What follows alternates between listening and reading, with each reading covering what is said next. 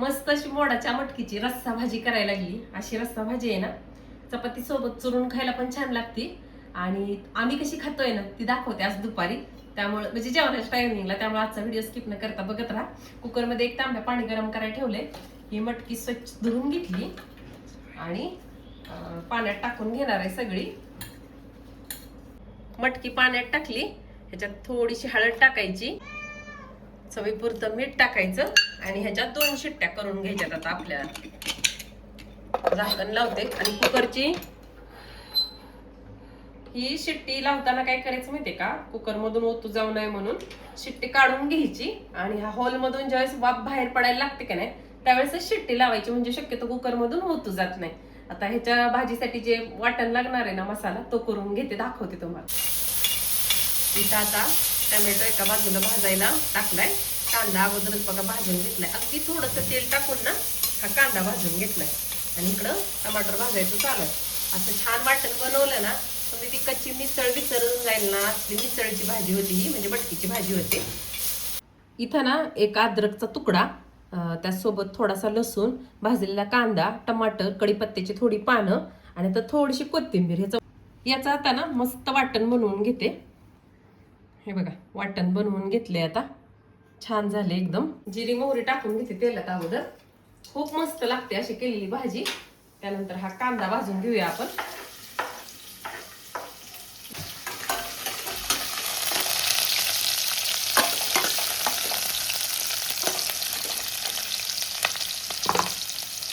हे टमाटर, कढीपत्ता आणि चांगलं तेल सुटेपर्यंत तेलात परतून घ्यायचं. आता ह्याच्यामध्ये जे आपण बनवलेलं वाटण आहे ना ते सगळं टाकून घेऊया. मस्त तेल सुटेपर्यंत आता हे वाटण परतून घ्यायचं आपल्याला. मस्त तेल सुटले वाटणाला. आता इथं अर्धा चमचा धनेपूड, अर्धा चमचा जिरी पूड, थोडीशी चवीपुरती हळद, साठवणीचं काळं तिखट आणि लाल मिरचीची पूड हे टाकून घेतले. आता कच्चा गरम मसाला माझ्याकडे नाही, तो काही मी टाकला नाही. आणि हिंगपूड, या दोन्ही गोष्टी आहेत ना तुमच्याकडे असेल तर ऍड करा.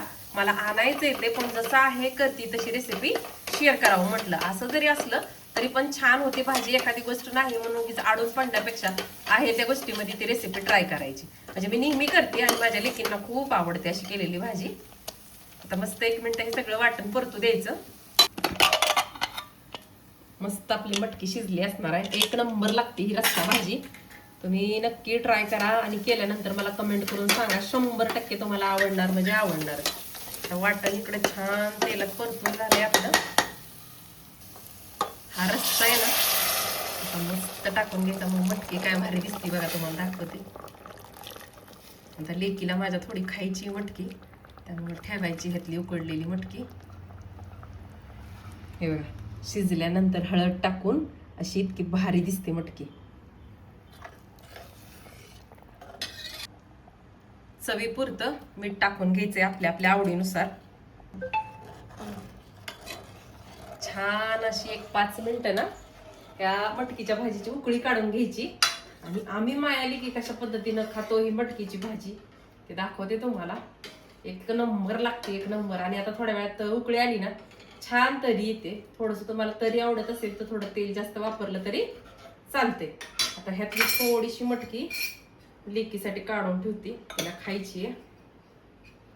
अशी मीठ शिजताना पण मीठ टाकले ना, त्यामुळं अशी मीठ टाकलेली मटकी उकडलेली खाण्यासाठी खूप छान लागते. वजन कमी करायचं असेल ना तर अशा पद्धतीची मटकी उकडून तिचं सूप किंवा पाणी तुम्ही नक्की ट्राय करू शकता. कसली मस्त तरी आली बघू शकताय तुम्ही आपल्या भाजीला. ह्या काय भारी लागते म्हणून सांगू. आणि असला भारी भन्नाट हिचा सुगंध म्हणा, वास म्हणा या भाजीचा सुटलाय ना, इतकी भारी लागते ना अशी मटकीची भाजी. तुम्ही नक्की ट्राय करा. अगोदर शिजवून घ्या आणि नंतर अशी भाजी बनवा शिजवलेल्या मटकीची. ती मिसळ बरोबर आपण जी गावात वगैरे भाजी खातो ना त्या अगोदर अशी मटकी उकडून घेते. त्या मटकीतलं सगळं जीवनसत्व आहे ना त्या रश्श्यात उतरतं. त्यामुळे त्यांची मटकीची भाजी आहे ना इतकी भारी लागते. आता मला प्यायचा मुळावरण आहे, पिऊन सांगते तुम्हाला कधी झाली. मस्त झाली, मी खाल्ली. मस्त अप्रतिम. तुम्ही नक्की ट्राय करा. अशी तरतरीची ती रस्सा पेल्या पेल्या मटकीच्या भाजीचा. भाजी मस्त अशी बनवून झालीये. गरमागरम चपाती पण बनवून झाले तिथं. हे बघा टोपल्यामध्ये दिसतंय. छान अशा चपात्या आणि भाजी सोबत खाण्यासाठी कांदा वगैरे सगळं चिरून ठेवले. बागेत खूप सुंदर फुलं आलीत आज गुलाबाची. तुम्ही सुद्धा बघून खुश व्हाल अशी फुलं आहेत. दाखवते मी तुम्हाला. अरे देवा किशो जपट करणं. फरसाण आणायला लावलं होतं त्याच्यासोबत पाऊ खाऊ सगळं आलंय. असू दे धर. किती खुशी. हा हे असं आहे. फरसाण आणायला लावला होता त्याच्यासोबत क्रीम रोल कुठं काय बाय काय काय घेऊन आले तोय. त्यांना माहिती आहे दोघी घरी आहे त्या म्हणल्या. चपात्याच काय करायचं आता. कधी बघायला येईल.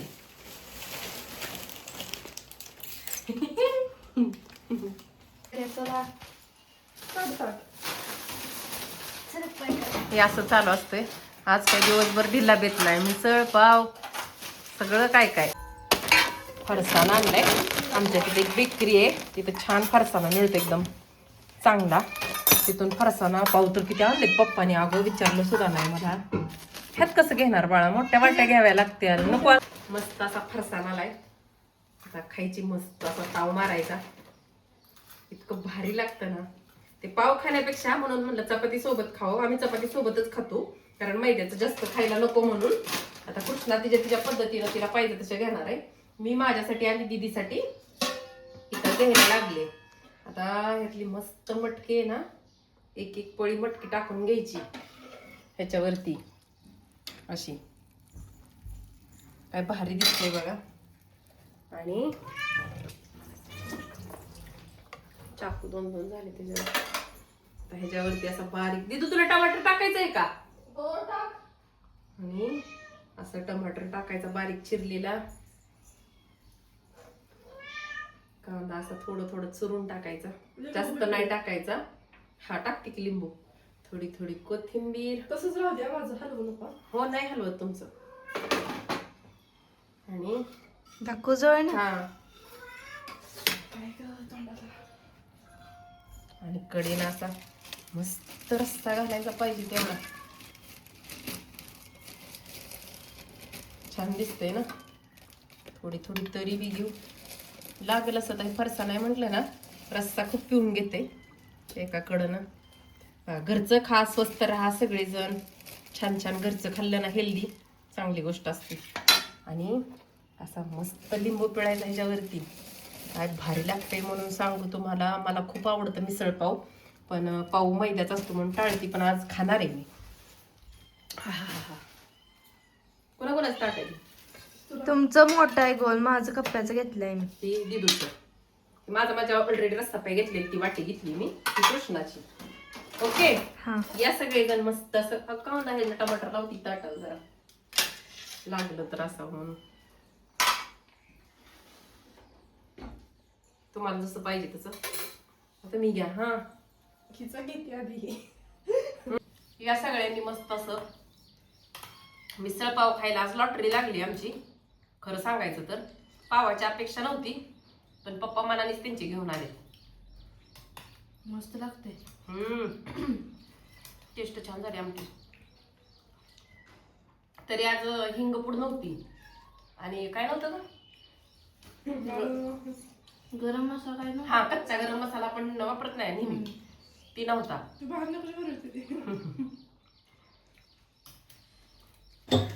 सकाळचं जेवण इतकं झालं की काय सांगू तुम्हाला. आणि तिघींनी चांगली कल्टी मारली. आता वाजलेत 5. मस्त असा चहा बनवायला ठेवलाय. पण चहाच्या अगोदर ना बॅक कॅमेऱ्याने दाखवते. असं साखर आणि खोबरं खायला कोणाकोणाला आवडतं नक्की सांग. असं खोबऱ्यावरती साखर घ्यायची. मंदिरात असंच देतात बघा खडी साखर आणि खोबरं. खूप मस्त लागतं. ओला वेळ असला ना तुम्ही नक्की ट्राय करा. तुम्हाला आवडेल. ओय धुंडीलाम ओय धुंडीलाम ओय धुंडीलाम ओय धुंडीलाम ओय धुंडीलाम. ती पळालं जरा तिकडेच गेलं. तुम्ही सारखं विचारता ना तू केसासाठी तेल कोणतं वापरते तेल कोणतं वापरते. तर खूप दिवस झालं भरपूर अख्खी बॉटल भरून ना तेल बनवून ठेवलं होतं. आता संपत आले. लवकरच हे तेल बनवलं ना तुमच्यासोबत रेसिपी शेअर करते. आणि हेच तेल मी वापरते. म्हणजे आम्ही तिघी पण बरं का केसांसाठी आहे अजून भरपूर अगं. म्हणजे 1-2-3 वेळा जाईल आपल्याला लावून. तर ह्यात काय काय दाखवते जवळून तुम्हाला. ह्यात सगळं साहित्य आहे बघा अगदी आतमध्ये तेलामध्ये. हे बघा ही बॉटल अशी आणि पाठीमागनं काचेच्या बॉटलमध्ये नाही तेल भरून ठेवलेलं असतं. बऱ्याच दिवस असतं हे तेल. आणि आम्ही तिघी मिळाली की पण हेच तेल केसांसाठी वापरतो. आता बघा हे सगळं ह्यातला अर्क उतरून उतरून हे तेल कसं झालंय बघा. एकदम छान. तुम्हाला आता माझे हात जरा पांढरे पांढरे दिसत असतील. इथं बसून आत्ताच मी काय केले पीठ चाळले. त्यामुळं कृष्णा काय सांडलं ग. बाटली पडली तिची. तर आता हे तेल लावायचंय. म्हटलं आता उद्या कधीतरी हेअर वॉश करायचंय. त्यामुळे म्हटलं चला मस्त तेल हे बघा.